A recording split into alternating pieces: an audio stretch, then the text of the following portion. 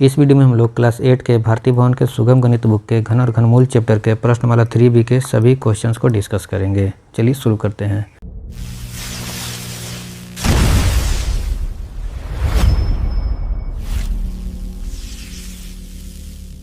पहला क्वेश्चन है, रिक्त स्थानों को भरिए जिससे कि कथन सत्य हो। तो हम आपको पहले ही बता चुके थे कि 1 से 10 तक का क्यूब कंठस्थ कर लीजिएगा। अगर आप याद कर लिए होंगे तो डायरेक्ट निकल जाएगा। 8 का घनमूल कितना 2, 125 का घनमूल कितना 5, 27 का घनमूल कितना 3, 64 का घनमूल कितना 4। फिर कितना का घनमूल 6 होगा तो 216 का घनमूल 6 होगा। तो पाँचवा का आंसर 216, क्योंकि 6 का क्यूब करेंगे तो कितना आएगा 216 आएगा। फिर कितना का घनमूल 7 होगा तो 7 का क्यूब करेंगे तो 343 आएगा। तो यहाँ 343 का घनमूल 7 होगा। फिर 729 का क्या 9 है, वर्गमूल है, घनमूल है, क्या है? तो 9 को 3 बार गुना करने पर 729 मिलता है। तो यहाँ इंडेक्स में 3 लिखा जाएगा, मतलब घनमूल है 729 का 9। फिर 1000 का क्या 10 है, वर्गमूल है, घनमूल है, क्या है? घनमूल है। तो यहाँ इंडेक्स में 3 लिखा जाएगा। तो आंसर आ गया, पहला में 2, दूसरा में 3, तीसरा में 5, चौथा में 4, पाँचवा में 216, छठा में 343, सातवां में 3 और आठवां में 3। चलिए अब दूसरा क्वेश्चन है, घनमूल ज्ञात करिए। तो हम इसका गुणनखंड निकाल लेते हैं। आप इसको बिना गुणनखंड किए भी निकाल सकते हैं आकलन विधि से। कैसे? दाएं से बाएं और 3 अंक मार्क किए। यहाँ इकाई का अंक 5 है तो घनमूल के इकाई का अंक 5 बच गया, ये 3। तो ये 1 के क्यू से 2 के क्यू के बीच में है तो दाएं का अंक मिल गया 1, तो घनमूल हो जाएगा 15। यदि आपको गुणनखंड से निकालना है तो चलिए वो भी हम उस तरह से भी हम बना लेते हैं। ठीक है, इसको हम 3 से लगाएंगे तो ये हो जाएगा कितना 1125। फिर 3 से लगाएंगे तो 3 3 9 2 22, 3 7 21, 3 5 15। फिर 3 से लगाएंगे 125 5 25 5 5। तो 3375 को क्या लिख सकते हैं, 3 का क्यूब गुने 5 का क्यूब। और जब हम इसका घनमूल निकालेंगे तो ये कितना हो जाएगा, ये 3 बाहर आ जाएगा, ये 5 बाहर आ जाएगा, 15 आंसर। दूसरा है 15, 74, 64 का निकालना है। तो हम इसका गुणनखंड निकाल लेते हैं। आप चाहें तो इसको आकलन विधि से ही बना सकते हैं। आकलन विधि से कैसे बनेगा, तो इसको दाएं से 3 अंक मार्क कर लिए, आ गया 4 इकाई के अंक में, तो घनमूल का भी इकाई अंक 4 होगा। अब ये जो संख्या बच गया है ये 5 के क्यूब से 6 के क्यूब के बीच की संख्या है, तो हमको दाहाई का अंक मिल गया 5, तो घनमूल हो गया कितना 54। इकाई का अंक 4, दाहाई का अंक 5, घनमूल 54 आ गया। चलिए इसको हम लोग गुणनखंड विधि से बना कर देख लेते हैं। तो इसको हम लगाएंगे 2 से 7 दूनी 14, 1 17, 8 दूनी 16, 1 7 दूनी 14, 32। फिर 2 से 3 दूनी 6, 1 9 दूनी 18, फिर 3 दूनी 6, 6 दूनी 12, 6 दूनी 12। 2 से लगाएंगे तो हो गया 19 दूनी 38, 1 13, 6 दूनी 12, 1 16, 8 दूनी 16, 3 दूनी 6। फिर इसके बाद अब इसको हम 3 से लगाएंगे, ये हो जाएगा 6 3 18, 1 16, 3 5 15, 1 18, 3 4 18। फिर 3 से लगाएंगे तो 3 दूनी 6, फिर 3 26, 8 24 2 21, 3 7 21। फिर 3 से लगाएंगे 3 7 21, 3 दूनी 6 2 27, 3 और 27।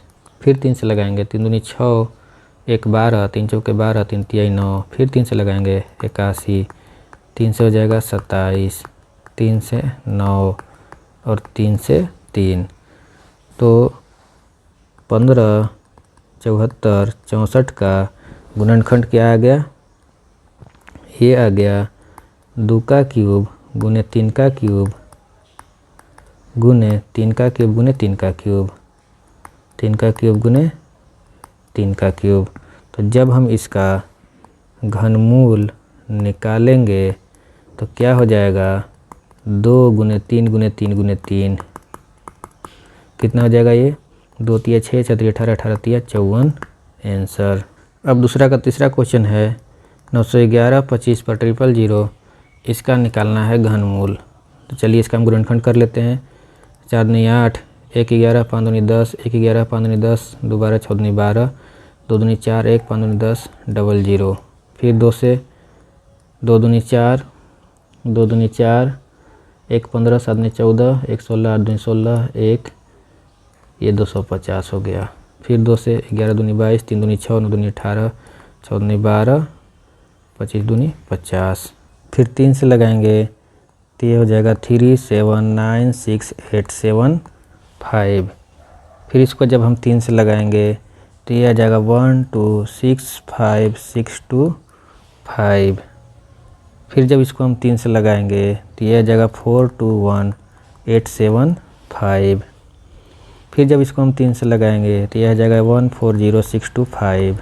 फिर इसको हम 3 से लगाएंगे ये हो जाएगा 46875। फिर जब इसको हम 3 से लगाएंगे ये हो जाएगा 15625। अब इसको 5 से लगाएंगे ये हो जाएगा 3125। फिर जब 5 से लगाएंगे तो ये हो जाएगा 625। फिर 5 से लगाएंगे तो 125 और 5 से 25 और 5 से 5। तो यहाँ से 911 25 पर 000 का क्या गुणनखंड आ गया, इसको हम लिख सकते हैं 2 का क्यूब गुने 3 का क्यूब गुने 3 का क्यूब गुने 5 का क्यूब गुने 5 का क्यूब। तो जब हम इसका घनमूल निकालेंगे तो जब हम इसका घनमूल निकालेंगे तो घनमूल क्या आ जाएगा 2 गुने 3 गुने 3 गुने 5 गुने 5। कितना हो गया 5 दूनी 10, 3 3 9, 9 5 45, 45 गुने 10 450 आंसर। अगर आप चाहें तो इस संख्या का घनमूल आकलन विधि से भी निकाल सकते हैं। कैसे? तो पहले हम 0 को अलग कर लेंगे। तो 0 को अलग करेंगे तो क्या आ गया हमारे पास संख्या 91,125। फिर दाएं से 3 अंक मार्क कर लेंगे तो यहाँ से हमको इसका इकाई-अंक 5 है तो घनमूल का इकाई-अंक मिल गया 5। ठीक है, अब संख्या बच गया 91। तो ये जो है 4 के क्यूब से 5 के क्यूब के बीच की संख्या है तो यहाँ से हमको दाहां इकाई-अंक मिल गया 4। तो घनमूल क्या हो जाएगा? तो घनमूल हो जाएगा दहाई में 4 इकाई में 5 और ये जो 0 अलग किए थे तो 3 0 का घनमूल 1 0 होता है तो यहाँ से निकल गया घनमूल कितना 450। अब तीसरा क्वेश्चन है, घनमूल निकालना है 729 गुने 343 का। तो इसको हम लिख सकते हैं 9 का क्यूब गुने 7 का क्यूब। तो यहाँ से 9 गुने 7 हो गया, घनमूल इसका 63 आंसर। अब चौथा नंबर क्वेश्चन है, एक घनाकार लकड़ी के टुकड़े का आयतन 2744 सेंटीमीटर क्यूब है। घन की एक भुजा की लंबाई ज्ञात कीजिए। चलिए बनाते हैं इसको। तो घनाकार लकड़ी का टुकड़े का आयतन मतलब घन का आयतन दे दिया है कितना 2744 सेंटीमीटर क्यूब। तो घन का भुजा निकालना है। ठीक है, तो घन का आयतन क्या होता है भुजा क्यूब। तो इसको लिख देंगे हम भुजा क्यूब बराबर 2744 सेंटीमीटर क्यूब। तो भुजा बराबर क्या हो जाएगा, यहाँ से ये क्यूब जब इक्वल टू के उस तरफ जाएगा तो ये क्यूब रूट बन जाएगा, घन उधर जाके घनमूल बन गया। तो अभी हमको इसका घनमूल निकालना है। चलिए 2744 का घनमूल निकालते हैं, गुणनखंड करते हैं हम लोग इसको। तो 2 से लगाएंगे 1 3 दूनी 6, 1 14 7 दूनी 14, 2 से 6 दूनी 12, 1 17 8 दूनी 16, 1 6 दूनी 12, 2 से 3 4 3, फिर 7 से 49 और 7 से 7। तो ये कितना आ गया 2 के क्यूब गुने 7 के क्यूब सेंटीमीटर क्यूब। तो यहाँ से घनमूल निकल गया 2 गुने 7 सेंटीमीटर मतलब कि 14 सेंटीमीटर आंसर। अगर आप चाहें तो 2744 का घनमूल आप आकलन से भी निकाल सकते हैं। इसके लिए हम दाएं से 3 अंक मार्क कर लिए हैं। ठीक है, तो यहाँ इकाई का अंक 4 है संख्या का, तो घनमूल का भी इकाई का अंक 4 हो गया। अब यहाँ संख्या बच गया मार्क करने के बाद 2। तो ये 1 के क्यूब से 2 के क्यूब के बीच की संख्या है तो यहाँ से दहाई का अंक मिल गया 1। तो घनमूल क्या हो जाएगा, इकाई का अंक 4 है, दहाई का अंक 1 है 14।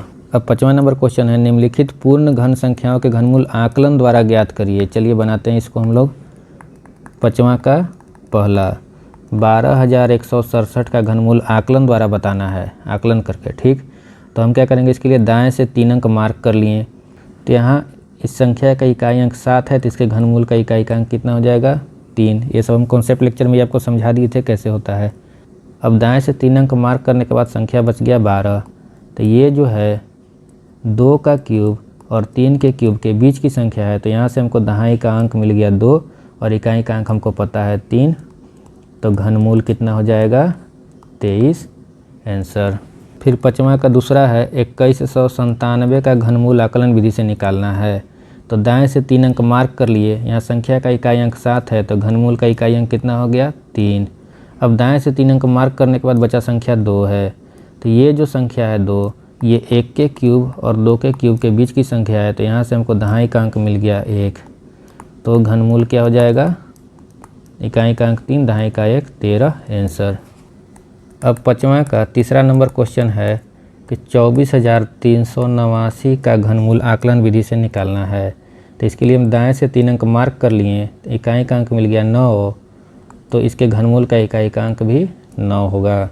अब 3 अंक मार्क करने के बाद संख्या है 24, तो ये जो है 2 के क्यूब और 3 के क्यूब के बीच की संख्या है, तो दहाई का अंक यहाँ से हमको मिल गया।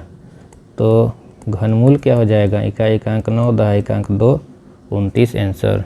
अब छठा क्वेश्चन है निम्नलिखित संख्याओं को विषम संख्याओं के योग के रूप में व्यक्त करिए। चलिए बनाते हैं। तो छठा का पहला है 5 के क्यूब, इसको विषम संख्याओं के योग के रूप में लिखना है। तो देखिए 5 का क्यूब है, तो पहली बात तो कि 5 क्रमागत विषम संख्याओं के योग के रूप में ये लिखाएगा। अब उसमें से पहली विषम संख्या क्या होगा, तो पहला हो जाएगा विषम संख्या 5 का स्क्वायर माइनस 5 प्लस 1, ये कितना होता है 25। 25 में से 5 गया 20 है 1, 21। तो अब लिख दीजिए पहली विषम संख्या मिल गया, बाकी का 4 लगातार विषम संख्या आप लिख दीजिए, 21 plus 23 plus 25 plus 27 plus 29 answer. छठा का दूसरा है 4 के क्यूब को विषम संख्याओं के योग के रूप में लिखना है। तो पहली बात कि 4 का क्यूब है तो यह 4 क्रमागत विषम संख्याओं के योग के रूप में लिखाएगा, जिसमें से पहली विषम संख्या हो जाएगा 4 का स्क्वायर माइनस 4 प्लस 1, तो ये हो गया 4 चौके 16, 16 माइनस 4 गया 12, 12 में 1 जोड़ दिए 13। अब पहली विषम संख्या मिल गया 13 और 4 क्रमागत विषम संख्याओं के योग के रूप में लिखाएगा, तो बाकी के 3 विषम संख्या आप लिख दीजिए, प्लस 15 प्लस 17 प्लस 19, इतना आंसर। अब छठा का तीसरा नंबर क्वेश्चन है 8 के क्यूब को विषम संख्याओं के योग के रूप में लिखना है। तो चूँकि 8 का क्यूब है तो 8 क्रमागत विषम संख्याओं के योग के रूप में लिखाएगा, जिसमें से पहली विषम संख्या हो जाएगा 8 का स्क्वायर माइनस 8 प्लस 1, और ये कितना हो जाएगा 64, 1 65, 65 में से 8 गया तो 65 में से 5 गया 60, 3 और घटा दीजिए तो ये हो गया 57। तो पहली विषम संख्या हमको मिल गया 57। अब चूँकि ये 8 क्रमागत विषम संख्याओं के योग के रूप में लिखाएगा, तो बाकी का 7 क्रमागत विषम संख्या आप लिख दीजिए, 59 plus 61 plus 63 plus 65 plus 67 plus 69 plus 71 answer.